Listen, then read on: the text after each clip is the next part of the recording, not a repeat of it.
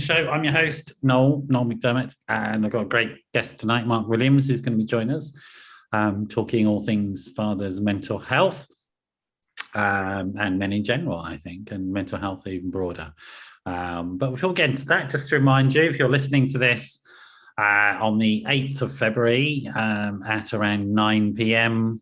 UK time, whatever time that might be in your part of the world, this is live, so it'd be lovely to hear from you. You're welcome to join us. Drop us a message on my WhatsApp, +44 7506 319 745. James will put that out. You can jump in, give us a message, or we're going out live on Facebook, on my YouTube channel, and also on LinkedIn these days. So I presume James is scanning them if he hasn't fallen asleep, and we'll pick up any messages and send them through to me, highlight them to me. Be lovely to hear your questions and get your involvement in the show. Welcome, Mark. So you had a sort of rather panicked beginning before the show, didn't you? Sort of having to throw away computers and dig out old iPads and stuff like that. So you made it, though. Yeah, so just made it. Yeah, that's good. I'm on the phone, but yeah, it's my sister on the computer. But yeah, thanks, Noel. Thanks for inviting me today as well. So it's great. It's good to have you on. It's good to have you on. We were just talking as well. I'm going to say this because I'm really excited about it. We were just talking just before the show about Zelensky's speech today in Parliament and the recommitment of Western nations to supporting Ukraine. Great stuff. Really stirring stuff. And one of the commentators, when they saw him talk, they said, well, you know, this time last year, everybody was saying he was just about to get killed by the Russians. Now look at him. He's hanging out with King Charles and ordering sort of fighter jets. There's no talk of him going anywhere, is there? Do you know what I mean? It's like him. So anyway, inspiring stories. Really good to see that. Welcome. And it's really good to have you on. I know we tried before, but somehow it didn't happen. So second time lucky. Thank you. It's almost, we didn't get the computer problems, but it's great to have you here. And you're not a natural, you didn't grow into or be born into the mental health space, did you? It wasn't in your bloodline that you were going to end up being a sort of mental health advocate for men and fathers, really, was it? You were sort of, your destiny was underground, I think, wasn't it? Yeah, definitely. My father was a miner, my grandfather's miners, cousins, uncles, and first generation not to go underground, you know. So, you know, I'm 50 next year. So, you know, obviously the miners strike and then obviously the pits closed and stuff like that. But my mother was going to be a mental health nurse, and but she had dyslexia, and she didn't actually, back then it was no really information about dyslexia, and she couldn't do the exams. She would have been an amazing nurse, but she went into a different field as well. But yeah, but for me personally, it was like, school just wasn't for me, unfortunately. And I was, as I'll mention later on, I was actually diagnosed with ADHD at 40 years of age, you know, so which, as we know, can affect, is a massive thing about your mental health as well. Yeah, I mean, I think a lot of people don't know this about ADHD. I do, but one of the things that happens with the ADHD is depression and anxiety, and you know, significant mood disorders are associated with ADHD, independent of. You'll get a mood disorder because of the way people treat you in school as well. Yeah. Particularly if you've got undiagnosed ADHD with you. And I mean, you don't know this, but my son has it. And so we've been sort of working to get him good services over years. And with all my knowledge, et cetera, it's still taken several years to get him to the school that works for him, the levels of medication that work for him. And, you know, he's there now, it's fine. His performance will improve. There's no behavioral problems. But even these days, it's still a challenge. And I really feel for parents out there sort of trying to navigate. We need, I think, in the UK, we need clear legislation about the sort of statutory duties to support kids and families with ADHD, because they don't exist at the moment. That's my little rant over. What was it like for you? No, it's great. No, yeah, no, you're absolutely right. And when you look at the prison services and undiagnosed, you know, in some research in Scandinavia, as many as 40% that are, undiagnosed, or, it's a big factor. And that certainly did affect me. Meeting and you've got half the meeting are undiagnosed ADHD. Yeah. There is. Yeah. Absolutely. Absolutely, and it's like the lack of in dopamine as well. So and you look at substance abuse in some people with ADHD as well. So interlinks, like you mentioned, ADHD, interlinks with anxiety, depression, OCD, and and you can have a dual diagnosis like autism, ADHD. It can be really complex neurodiversity, but yeah, looking back now, when I know about it and I hyper focus on something I really enjoy, I don't think I would have done half the things in my life, without this. So there's positives. Yeah, there really are. I mean, like thinking about my boy, for example, I really like the weekends because his ADHD comes out to play and he's hilarious. And we have a great time because he doesn't need to take the meds. He doesn't need to achieve anything. And he's great. He's obsessive. He's really, really good fun, and like non-stop energy, non-stop creativity. And I just look at him and he's looking quite ecstatic most of the time. I'm quite jealous. Yeah, no, and that's the thing that we got to bring, as well. There's a lot of positives. I'm looking at the negatives. There's loads of positives to ADHD, but once you know about it, obviously it helps relationships as well, because my wife would never know, back then. Obviously I didn't know, but when she said going down to get a pint of milk from a shop, and I buy everything else bar the milk, and I forget and lose my keys and cash cards, and obviously that can have a struggle with the relationship as well. But yeah, certainly, and that did have an impact, obviously becoming a dad as well. Yeah. We're having slight problems with your sound. It's coming in and out, so well, let's bear with it for a while and see if it improves. But I imagine though, sort of, because quite often the thing that schools focus on in terms of ADHD are the behavioral management problems because of the lack of attention, attention deficit. It's sort of in the name. And also because the schools are set up to try and get you to sit down and learn in a specific way. There's problems with memory processing with ADHD children. So the working memory, transfer of knowledge doesn't happen, and all that fidgeting stuff and the lack of impulse control. And I guess you're nodding away going, yeah, that was me. Yeah, that was me. And it ends up, you end up being labeled as a naughty, bad child rather than a child, as we would say now, with neurodiversity. So I imagine that was something like your experience, right? Yeah, it's certainly in the 80s, I couldn't keep still, and I wasn't like naughty or cheeky to the teachers, but, I knew that I had to get out of that environment when you got 30 odd children in the classroom. I couldn't concentrate on French, or I wasn't interested in French. And, so you play up a bit just to get out of that classroom, because then you'd have your respite, your peace, like outside that classroom environment. So it comes across as you're naughty and disruptive, but I was okay. Yeah, I was a bit of a comedian in the classroom, but I certainly wasn't like nasty to teachers or anything. But it was a case like sitting down, like you said, Noel. I've always played sport. I just wanted to play sport. That was my focus. So unfortunately, school just wasn't set up. I learned differently what I know now. I'm more of a kinesthetic learner. So I would look at images. I know my strengths now by learning. So yeah, looking back when I left school, no qualifications. I just I know obviously. You said about what a teacher said to you about you were going to end up just having a permanent paper round or something. Yeah, no, I remember I was 15. And he was a teacher / careers officer. Oh, right. Yeah.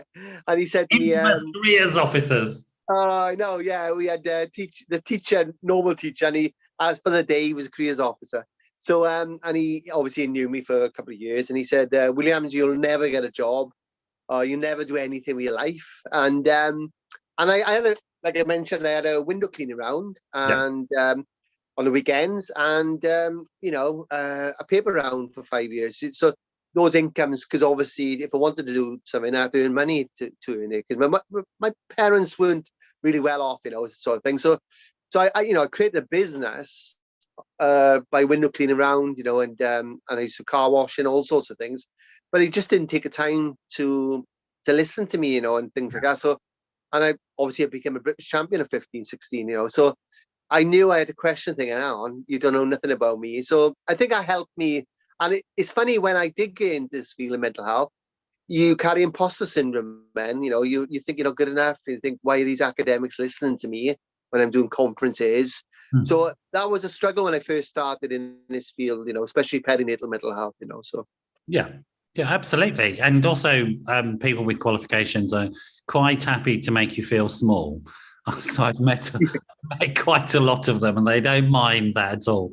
The academic learning environment is not the healthiest space at all by any stretch of the imagination. So Yeah, exactly. But it was interesting because you left school, and then what was the next steps for you? What happened? Yeah, so I left school at 15, and obviously the youth club helped me as a child. So my mother took me to the youth club, but that's where I got into sport, and I did a lot of martial arts and different things.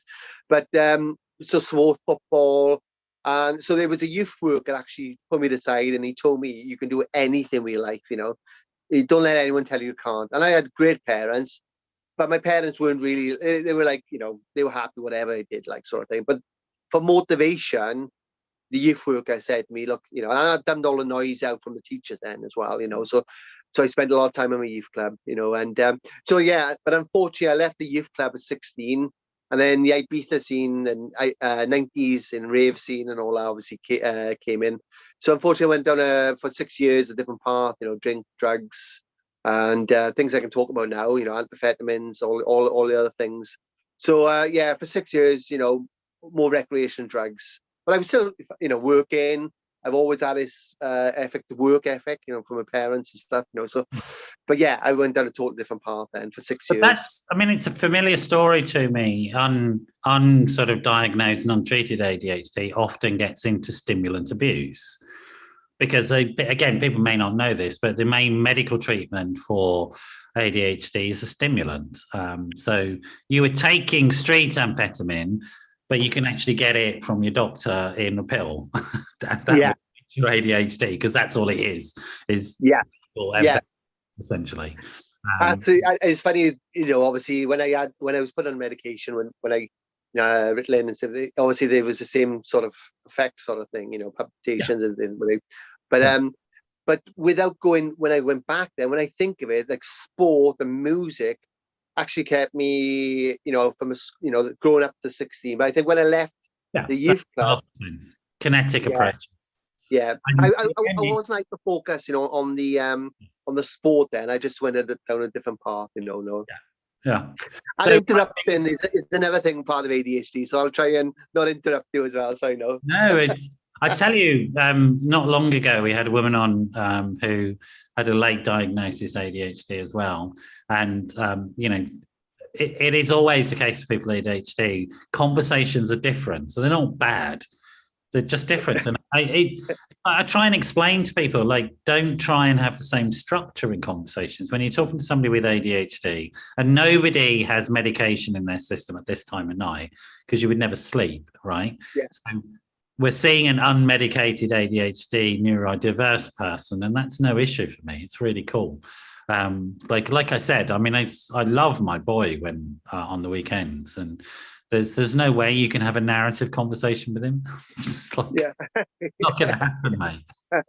There's no beginning, middle, and end. There's just loads of jumping around. Obsessed debate at that moment, which is normal for kids anyway. But so don't apologise for your neurodiversity. It's lovely to have. And thanks. Really welcome. So, interrupt away, just be yourself. I'll sort of push the story along, because I know it's not going to be possible. It's not physically possible for you to tell a story, because you're just going to be like a magpie, finding interesting shiny objects to stare at. That's all right. It's really cool. It's really cool. So you go to the Ibiza scene, the dance scene. I get that, why you would be attracted to that. The physical stuff, the drugs, and probably the hypersexuality. You don't need to talk about that, but I'm sure that was part of it as well. Yeah. All of those things are classic sort of, I need this stimulation because of who I am. Absolutely. absolutely, yeah, yeah. For, 6 years, then luckily for me, I met my wife then.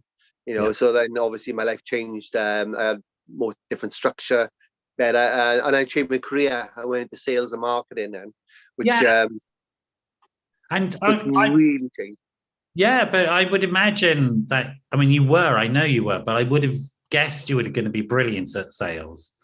Do you know what I mean? I enjoyed it, and from obviously income from the factory, and then you'd offer company cars, and and an open checkbook. Really, I can earn as much as I want. That, so the lifestyle changed then. Obviously we bought a house, and eventually, and as a job, it's sort of ideal for your skill set. Oh.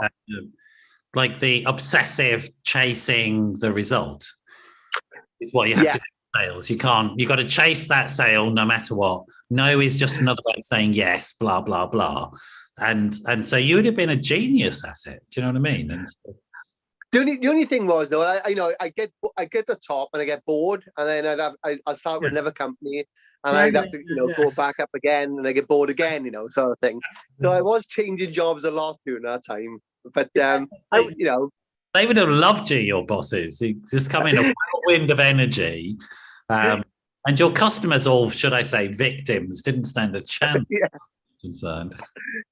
No, it certainly helped me when I went into mental health, because when somebody is unwell, I try my best to get them to engage with services and tell them the reason why they should be engaging with services as well. I was just going to say now, if anybody's got anybody depressed, send them to Mark. After he's mangled them, they won't be depressed. We don't know what they'll be, but they certainly won't be depressed.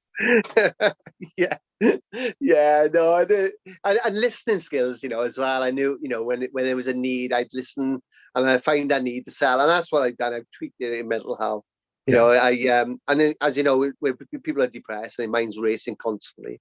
Like my mind's racing constantly every day, but it's a case of I tend to listen and then find out. I'm person-centered approach, find out, and then I work out the solution to them to engage with services. So you're in sort of sales, you're doing very well. You find your little niche.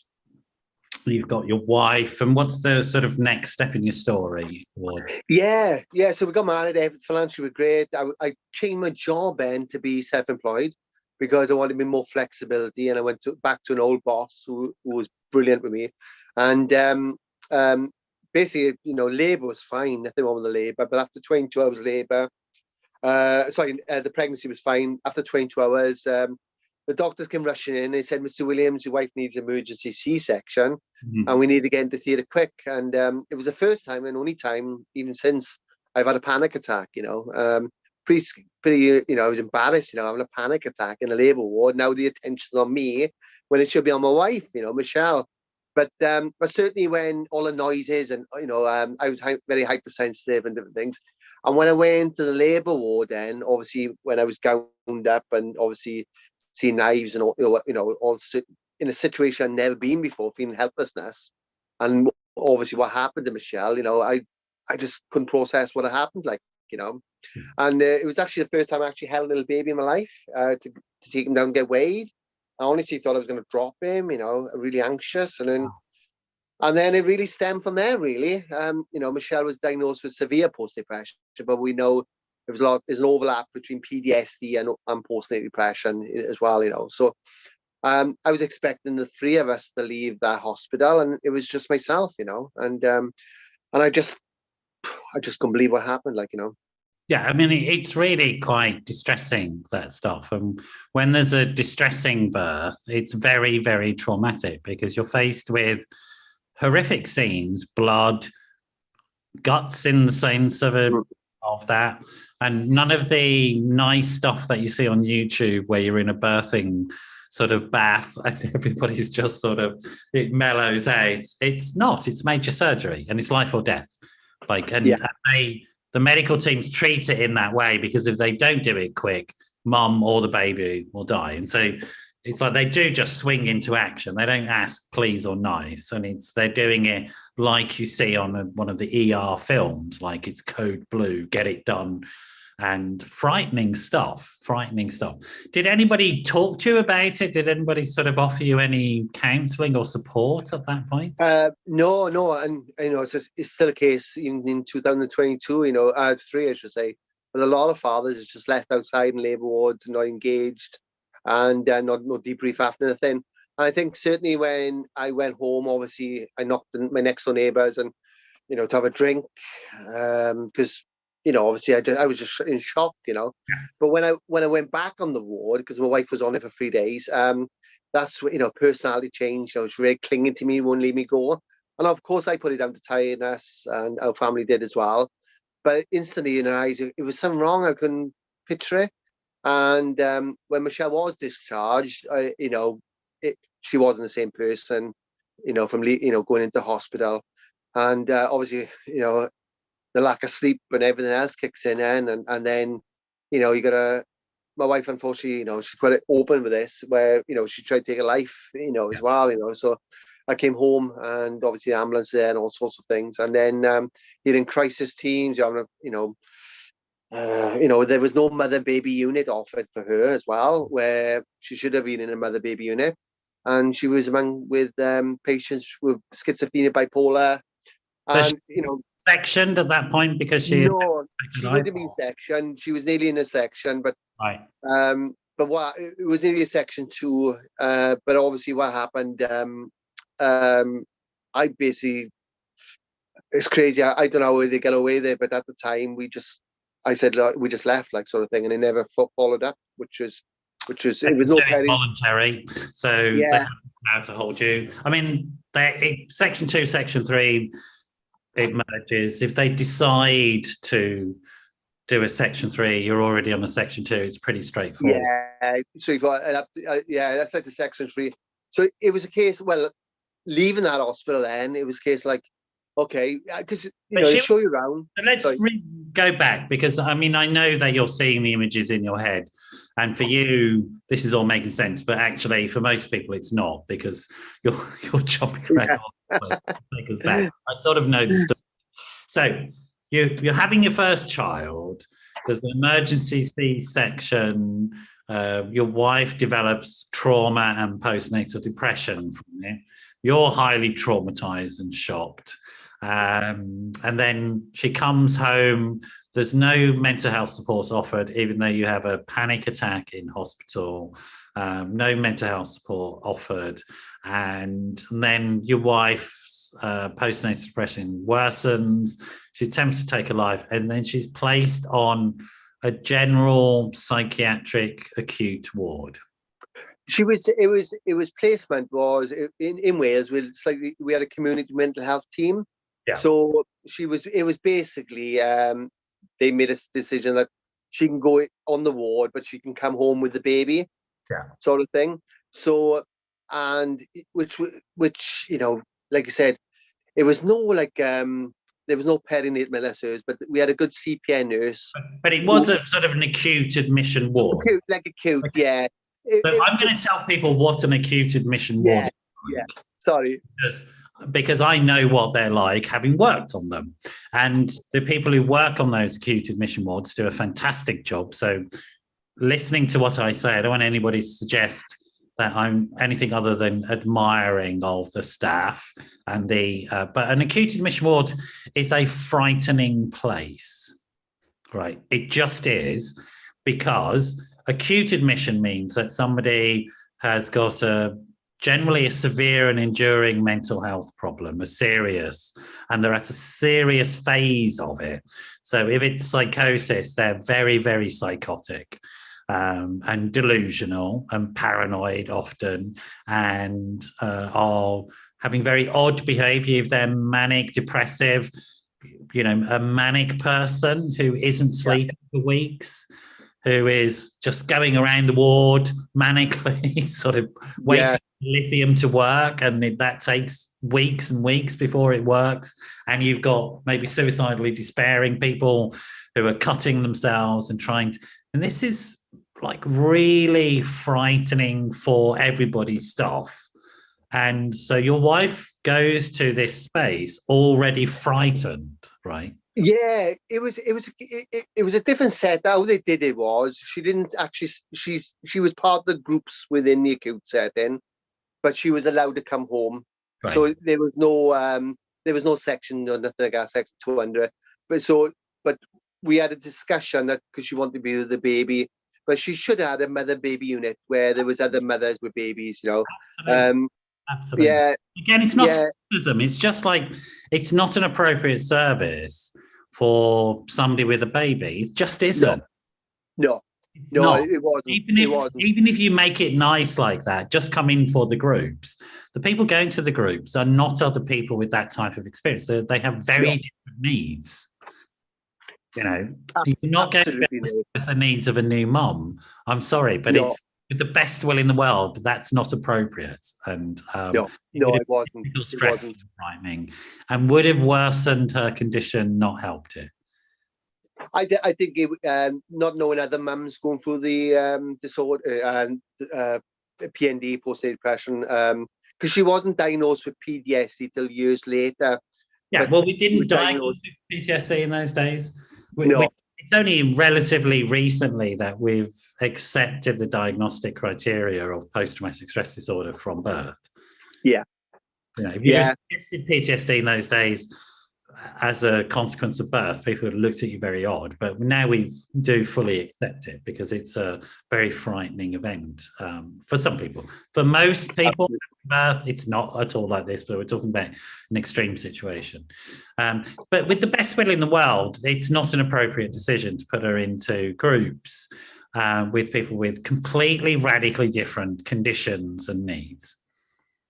Absolutely I no. can imagine. I can't. Well, you tell me if I'm wrong, but I can only imagine that she would go into those groups and think, "Is that me? Is that my future? That I'm.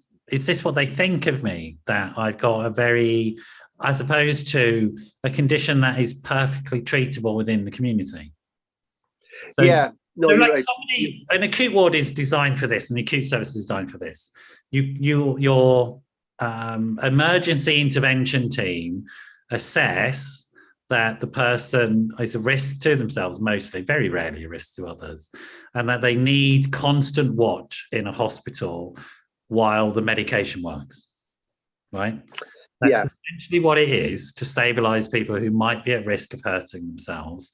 And generally, those people have long term, severe, and enduring mental health problems, whereas PTSD and postnatal depression are not long term conditions, they're perfectly treatable conditions. absolutely. You know, you're right. And what we know now with PTSD, it can be really effective. You know, different treatments, which, but at the time, you know, it was mostly postnatal depression or baby blues, that sort of thing in 2004.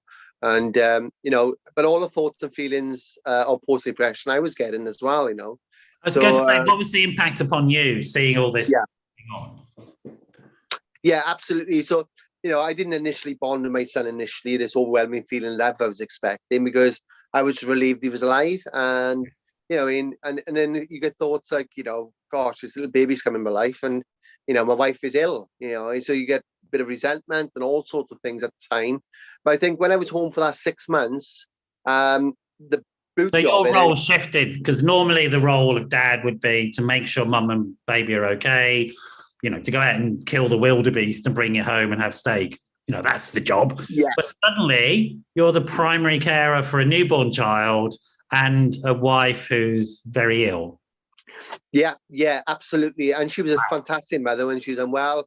But it was a case of like, you know, when she was really unwell some nights, you know, obviously, you know, you know, she'd go to bed and I'd be with the baby and it can be really isolating. And I got a lot of good family and friends, but I couldn't tell my family friends how I was starting to feel myself. Yeah. And I couldn't tell my wife how I was feeling because I didn't want to impact on her mental health even Yeah. more. So then I started suppressing those feelings then. And you got the lack of sleep on top of the ADHD and everything else I've witnessed. You know, you got money worries coming in now because I've started to use the credit card. Yeah. You know, you got all these other issues coming in now. So yeah, so all the thoughts and feelings, you know, there's no one that dads can't experience. And you know, there's biological risk factors with dads as well, hormonal and cortisol levels, you know, there's other things we now finding out about dads. But but I think it was witnessing as well. You know, my wife, it certainly put me off having much run as well. You must have felt so helpless, Mark. Yeah. So, well, like I said, I've always been brought up in the Valley community. You know, just man up, get on with it. You know, and it, you know, you tend to feelings of anger, punch the sofa, bust my hand when I was 4 or 5 months after the birth. You know, avoiding situations when I did manage, when my family did come around Michelle and my son Ethan. So I think, like I said, it was a case. There's something there about, in terms of, again, not criticizing anybody. It's just interesting to think about, to get this message across to dads and to guys in general. There wasn't really anybody in your network where you could be vulnerable and tell how sort of difficult you felt, because the culture was very different. And also people wouldn't have had the language and experience, I guess, to be able to hear it or do anything about it. So you were genuinely very, very isolated and having to deal with this stuff on your own. And as you mentioned, things like cortisol, for people who don't know, it's a stress hormone, but it's a stress hormone that's implicated in lots of illnesses. I mean, it's not a friend. It's not something you want hanging around in your body for any length of time, to be honest, particularly with, you've mentioned, and we'll just talk, particularly with guys, it can lead to all sorts of problems around heart attacks, blah, blah, blah. You know, we have serious problem, but also it's implicated in the development of mental health problems, mood disorders. I mean, the list is endless of what cortisol will mess you up around. No, you're right. When you look into deep, and I think, you know, what like I said, I talked about the 6 months I was home, mine. As we know now, that skin to skin, releasing oxytocin and that bonding, and which did help my mental health, because now I was starting to get more engaged with my son. But I think I was just like in that bubble. And talk about language, I didn't have a language back then. You know, I used to think, you know, post depression. You know, does my wife want to be with me? Is there anything I've done? You know, yes, that sort of thing. You know, so I was totally unaware of post depression. I know, meant, you know, that side as well, you know. So worker, were they turning up and noticing that there was a problem with you, or? Well, luckily my boss, I was self-employed, and his son was in the armed forces, and he was living with his father, obviously, and so he knew about post-traumatic stress disorder. But he was amazing. Obviously, he wasn't getting commission because I wasn't working. So, but all he would say, look, you know, take as much time off. You know, when you're ready, come back. So he had a good understanding. But I think what happened then, obviously, I wasn't the same person going back into my job in sales. I couldn't take the pressure anymore, which I could have done before having a baby. I'm a baby, you know. And that's when I started changing my career then as well, you know. It's really interesting, you know, William and Harry, they both, the royal boys, the princes, they both talked about having postnatal depression. William, I saw him at a conference talking. It is William, isn't it? I've got their names right. Yeah, that's right. Yeah. I don't really follow the royal family, but I sometimes...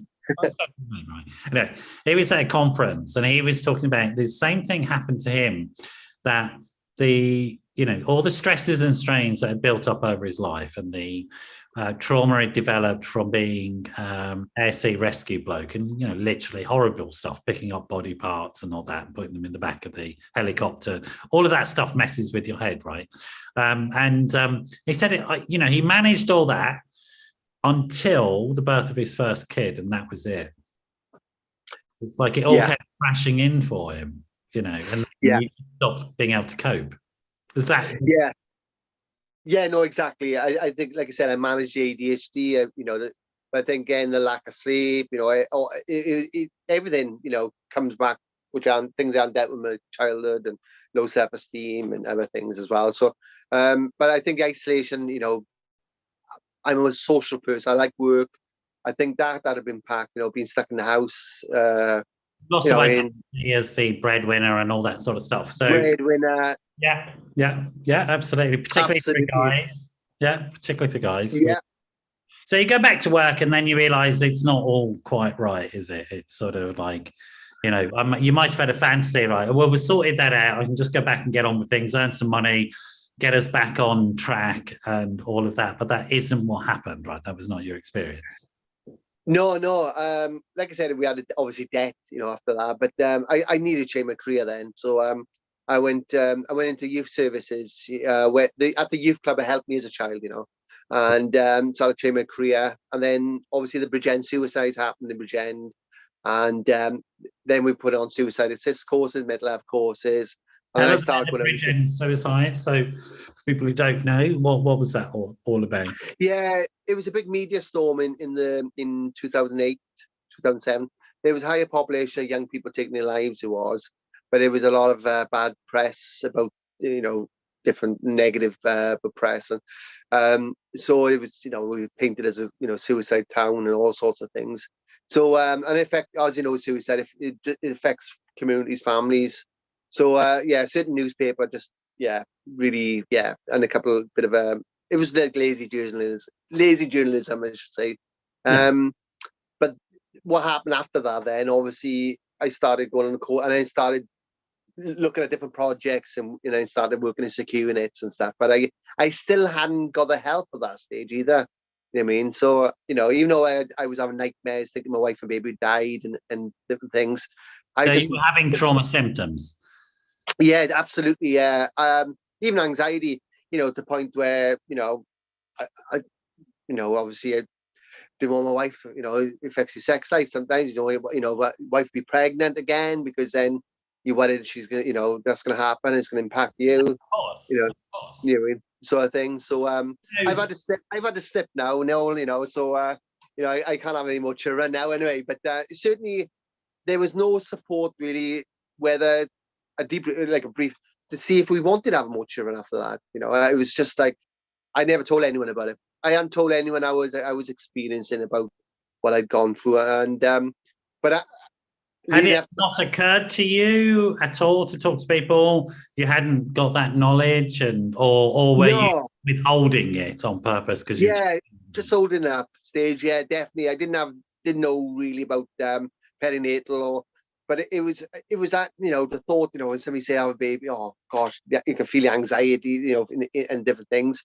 But I think what really changed really was when I was working in secure unit, and I lost my grandfather with dementia, who was caring for, and then my mother. You've done that ADHD thing. You've jumped to something without us. People who are not neurodiverse need a story, so I'm going to get you to fill in the gaps. Yeah, don't worry about it. It's cool. I get it. It's cool. I get it. But there's a lot of people just going, how did he end up in a secure unit? What happened? That's what's going on other people's heads. But right, that's a bit of the story. I'm jumping to that bit now. And it makes perfect sense to you, I know. But it doesn't to the non-neurodiverse world. That's all. So the story is this. Let me fill in the gaps for people, and you tell me if I'm wrong. So gradually you're moving into social care and health and social care, particularly mental health and social care. And the journey goes that you go back to doing youth work because you can't do the sales anymore. It's too distressing to you. And because you are in a highly activated state because of the unprocessed trauma experience, you're anxious, you're stressed out, too much cortisol in your system. And so you have this sort of sense that maybe not even a conscious memory. I don't like the word unconscious, but this youth worker helped you. And so you navigate towards the thing that helped you as a kid and start to become a helper, which is a very classic thing that people do. And it's a fantastic thing that do. And it's a great way for anybody listening. If you are struggling with issues, start helping others. And it helps the struggle. Was that your experience? It was beginning to help you because you felt useful again and helpful again. Yeah. Absolutely. That's where it went. And like I said, gradually I was gaining confidence working in mental health education and learning more about. You're now in an environment which is very supportive and encouraged conversation, encouraged openness, encouraged vulnerability, right? Absolutely. Yeah, definitely. I think why I didn't get the help of that stage, mine, I thought if I went to the GP, it'd be on my notes and I wouldn't have a career mental health, And I speak to a lot of people. I can promise you from my own experience, because I've got loads of my notes, it didn't stop me getting qualified. My GP is the only person who knows all this stuff about me. You know what I mean? It's like the only person I talk to. My GP. So I don't want to think about what's on those notes, to be honest. Yeah. A very small rogues gallery of mental health problems on my notes, I'm telling you.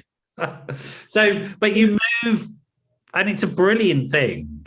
And I love this about the human experience. You move back into human connection, and you can't yet formulate. There's all sorts of reasons why you're avoiding formulating I'm vulnerable and need help, and that doesn't matter, but you're getting help because of what you're doing, right? Yeah, absolutely. And then Absolutely. you start to get qualifications which give you insight into the human condition, maybe your own condition as well, and starts to repair some of that damage of your self-esteem from when you're a kid at school.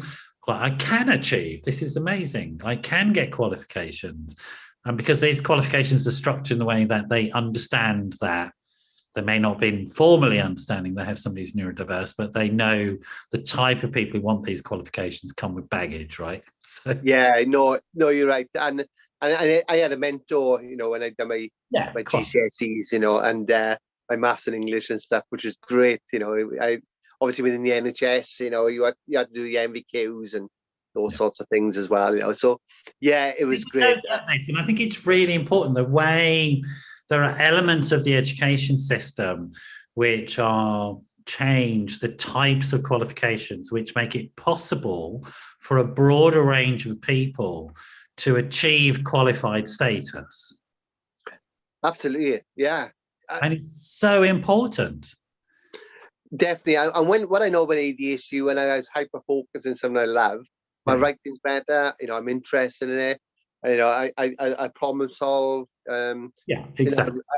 Those sorts of things. And I think youth work and the other projects, the neurodiversity, it helped me be free. And then when you have managers to say, okay, Mark, obviously as long as you safeguard yourself and other people and everything else, and the confidentiality, all that, you just do your bit for there, and yeah, just gain strength from that. Wonderful. So you're playing to your strengths, which is great. And then how did you end up working on a forensic ward, a secure ward? So what was that bit? Yeah. So I started working. I've always been into criminology and other stuff as well. So I started working on a secure unit, and then and we used to have like patients from Broadmoor, Ashworth, obviously, and it was, I really loved that job. I think for me, it was a case of I was still unwell, I was still unwell, and then loved it, absolutely loved it. But then my grandfather passed away, unfortunately, and with dementia, and then I lost my mother was diagnosed with cancer within weeks of each other. She's fine now, she's great. But so I hadn't dealt with what I dealt with everything else, what we talked about previously, and I was becoming unwell again.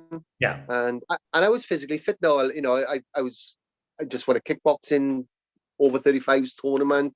I was physically fit, but mentally it was impacting my physical health. As we know, nausea, toothaches, all sorts of things, and then I was getting paranoid again. I was avoiding situations. I was pretending to do 12, shifts, and I'd sleep in the woods, in the mountains, in the car, because I couldn't sleep in the house because my wife would find out. I get that. Totally cool. Yeah.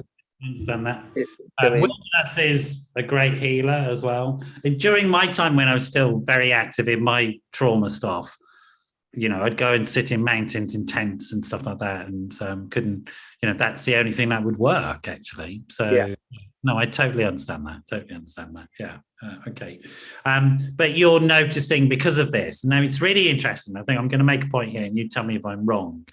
But because you become much more integrated into the world, you now notice your isolation and think it's odd. Is that right? Well, I just had a breakdown, really, breakthrough in the car. Just shut down, really. I just couldn't. My mind was, everything was just coming to head, and it wasn't a big thing. It was a couple of small things leading up to that point, Yeah. And I just couldn't cope anymore, and I was scared myself because I never made a plan to take my life, but it was a case, these thoughts and sort of thing, same sort of thoughts I had during the postnatal period as well, mind, which but at this point, I was say to people listening or watching, because Mark and I talked about all of this stuff. I know this is the sort of the stage which I intervene and say if people are identifying with this and in these feelings and thoughts themselves, there's lots of help out there.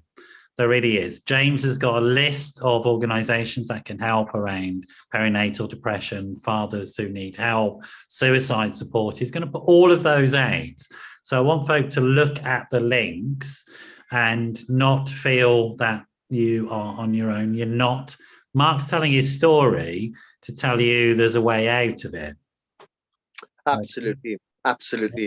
I believe in post-traumatic growth. I think that was a turning point in my life, which totally changed. Before we get to that, because you've just done that ADHD jump, stay with, so you have this breakdown, you're in your car and you feel like you might hurt yourself. So I got foxes outside doing what foxes do. Hope it's not too intrusive. But you have this breakdown, you're worried that you might harm yourself. Is that right? What did you do with that worry? What did you do? I was I basically Googled the phone. It was leading up to the thoughts and different things, but it was a case of I phoned Mental Health Matters Wales, the charity it was, and then it helped me then, where I accessed community mental health teams then. And so was this maybe the first time you'd ever just formally said, I can't cope, I need help, and asked for help? Yeah, that was the first time. Yeah, wow. First time I ever had any counselling or treatment or medication. How old were you at that point, Mark? I was 37. 37 years old, right? No, sorry, 35, yeah. Let me just think about this. You're 35. So let's think about your story and recap. You go through the trauma of Thatcherism, the closure of communities. You have to find your way in the world. You're isolated at school. You've got undiagnosed neurodiversity. You get really good at something. You become a drug misuser for a while. You find the love of your life. You start to have all those wonderful things like a family. It gives you post-traumatic stress disorder. You have to change career because you can't cope with going back to work because you're highly traumatized, etc., etc., etc. You put yourself in sort of risk on these forensic wards. I know what they're like because I've done it myself, and I know why you did it because I did it for exactly the same reasons, right? Okay. Yeah.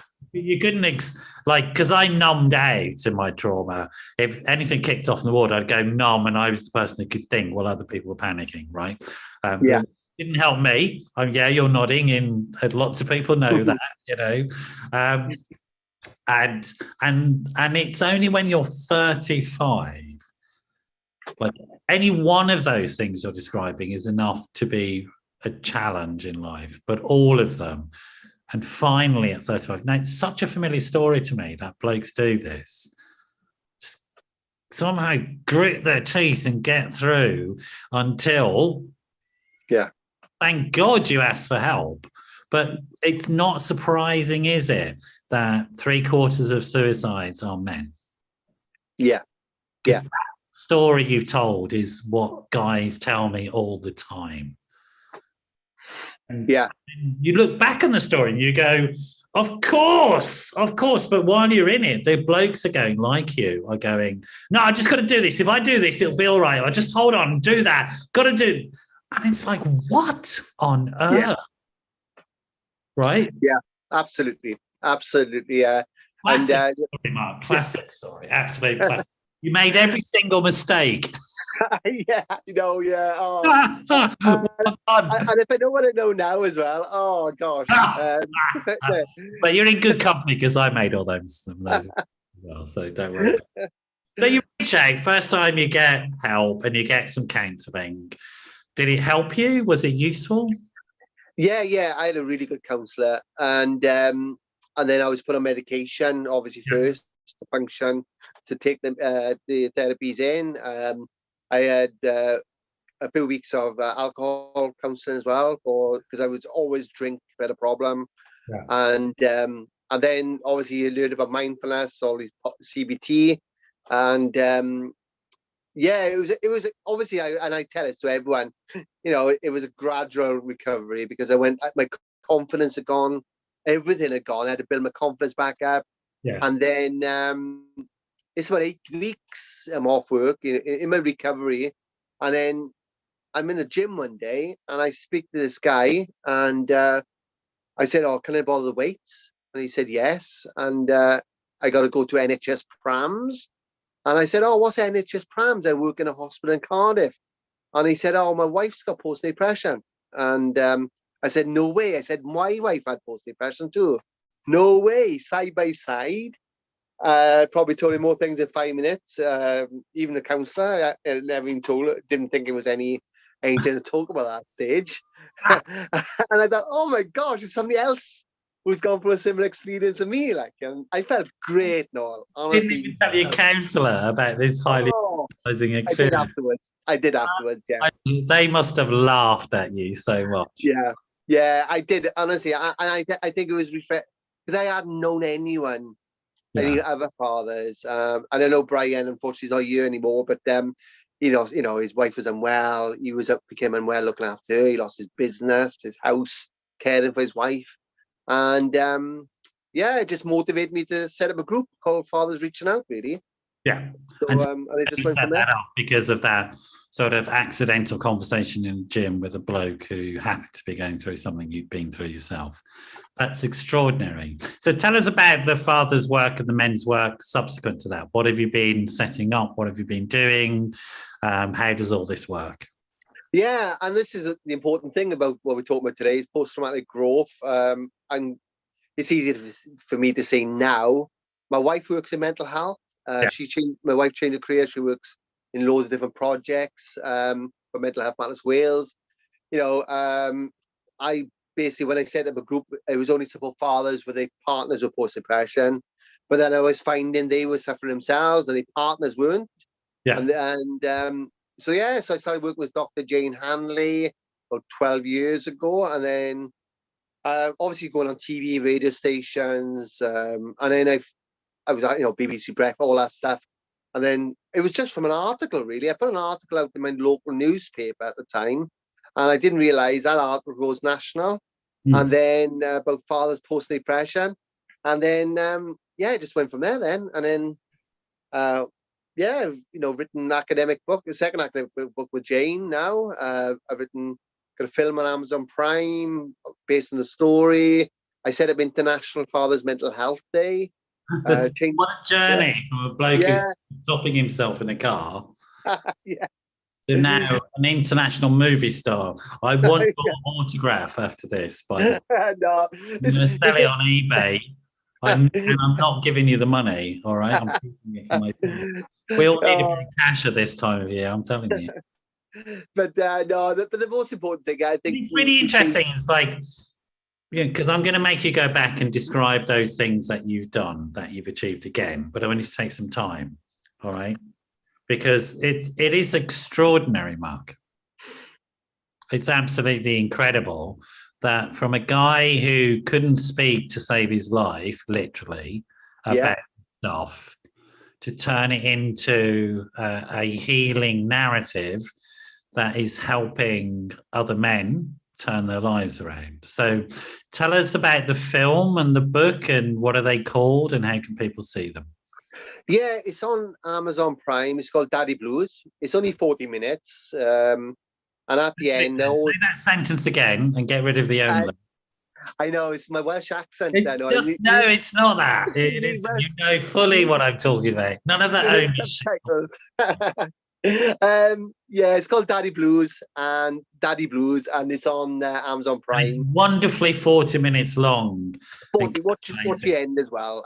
After it says the end, there's a bit of a motivation at the end, sort of thing as well. So what does the film explore and the book explore? What do they do? They story that you just told us, or a particular aspect? Yeah. So I wrote a book called Daddy Blues. It was published by a publisher, and then it's a PG version. It is with a wonderful doctor, Pavanda Shargil. She's an NHS doctor, but she's a movie producer and stuff like that. So it worked really well. And we just did it. We had a really small budget, very small. We all did it voluntary. Yeah. And yeah, it's just, yeah, it's a PG version of the story from a father's perspective. It was, you know, About the experience of postnatal depression in your partner, therefore in you. And it's really yeah, interesting. So I had a couple on not long ago who are both in health and wellbeing. They're both personal trainers.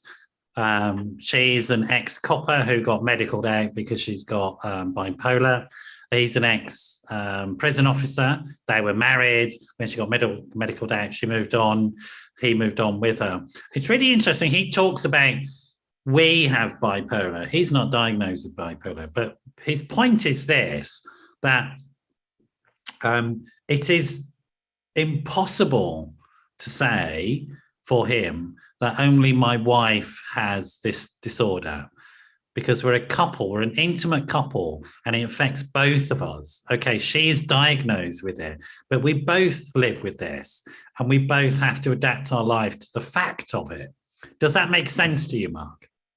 yeah, yeah, absolutely. And I think I obviously talk about ADHD. My wife knows now more about ADHD after my diagnosis, but certainly, all the things, the impulsiveness, the spending, and because I was nearly diagnosed with bipolar.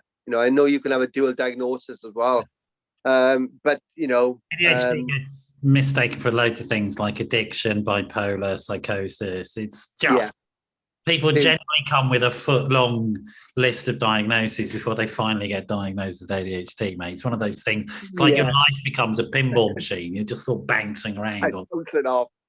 No, you're right. But certainly, yeah, I think when looking back of my wife's post-depression, especially, I just look back, because what happened when she was looking, and it's something I have to explain as well, why it's important for both parents to get that early prevention. Because when I became unwell myself, and had a breakdown, my wife's depression came back because now she's looking after me. Of course, that's fine. And she was really unwell again, so, and that's when eventually she did change her job. So, it does impact on other people looking after anyone. I see it work with, people with dementia, it's the carers, and looking after anyone, it may have an impact. I should say, it may have an impact. But and that's something we got to be aware of. Yeah, I think so. And we have to be realistic about this. We can't just diagnose somebody with postnatal depression and then forget there's a whole bunch of people around them that are going to be affected by it. It's just bonkers. It's crazy. Shouldn't be using those words. I got told off for using those words not long ago, but I'm working class and I can't help myself. I call a spade a spade, right?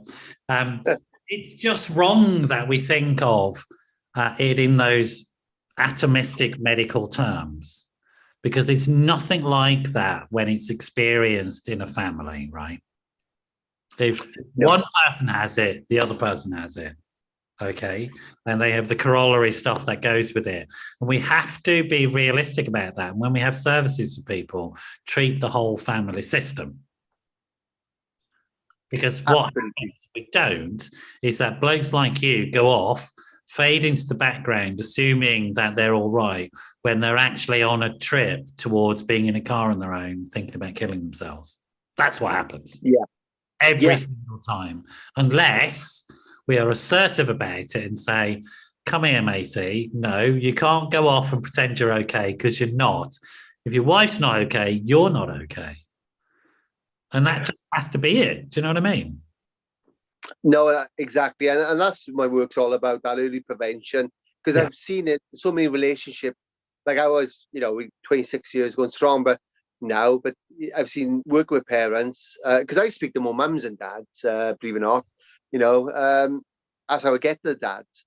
And that's exactly right. They're the gatekeepers. Yeah.